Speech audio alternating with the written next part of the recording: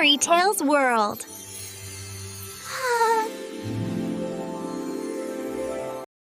Long ago, in a kingdom where memories lingered like mist and sorrow slept quietly in palace halls, there lived a widowed queen.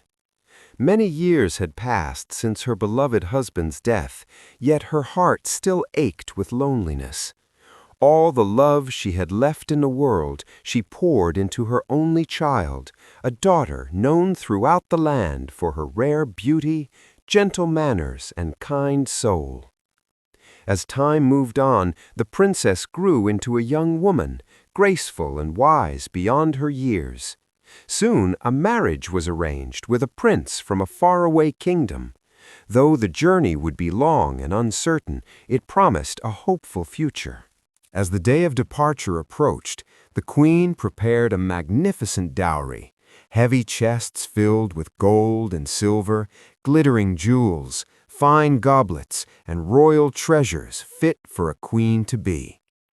But riches were not enough for a mother's heart.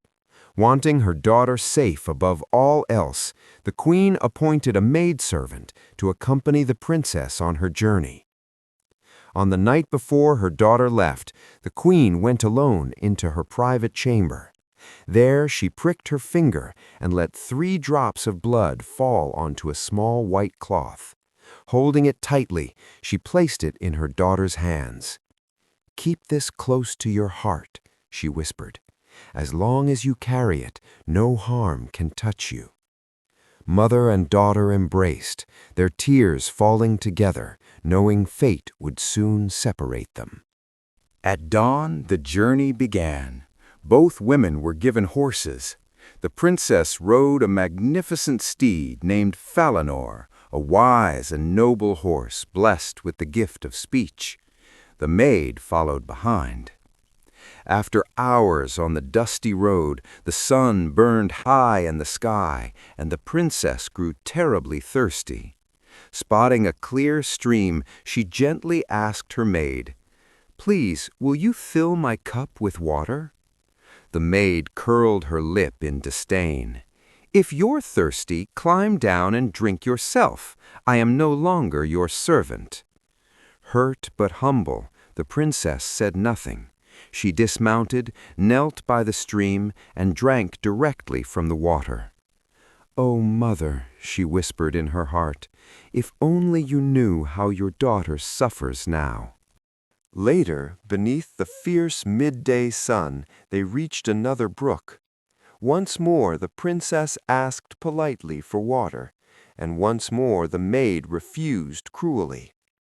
As the princess bent down to drink, the enchanted cloth slipped from her dress and drifted away unnoticed. The maid saw it and smiled. Without the magical cloth, the princess was defenseless. The maid's voice turned sharp and commanding. "You will obey me now.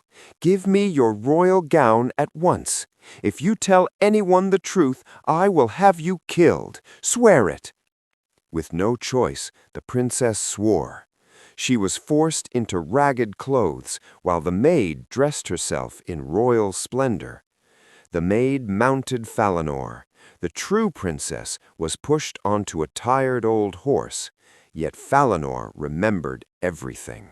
When they reached the prince's castle, music filled the air and celebrations rang through the halls.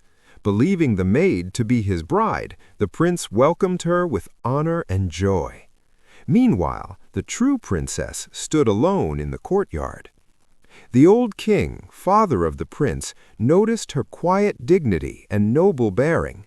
Curious, he asked who she was. The false bride replied coldly, "She's just a girl I found along the way. Give her chores." And so the true princess was sent to tend the royal geese with a young boy named Corbin. Fearing the talking horse would reveal her lies, the false bride begged the prince to have Falinor killed. Her wish was granted, but before his death, the princess pleaded for his head to be hung beneath an old stone archway she passed each day.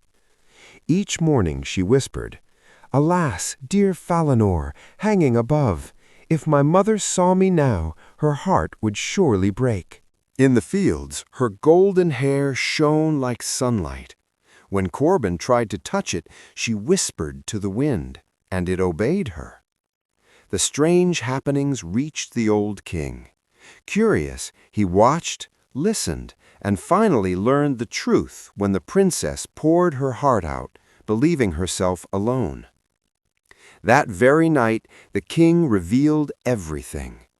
The true princess was dressed once more in royal garments, her beauty glowing brighter than ever. The prince recognized his real bride, and the deceitful maid stood exposed. At the grand banquet, the old king asked the false bride what punishment such betrayal deserved. Proud and careless, she named her own fate. And so justice was done. Soon after, the prince and the true princess were married amid great rejoicing. Their reign was long and peaceful, guided by kindness, fairness, and wisdom, and the kingdom never forgot the lesson. True nobility cannot be stolen. It always reveals itself. Subscribe to my channel. Like, share, and subscribe.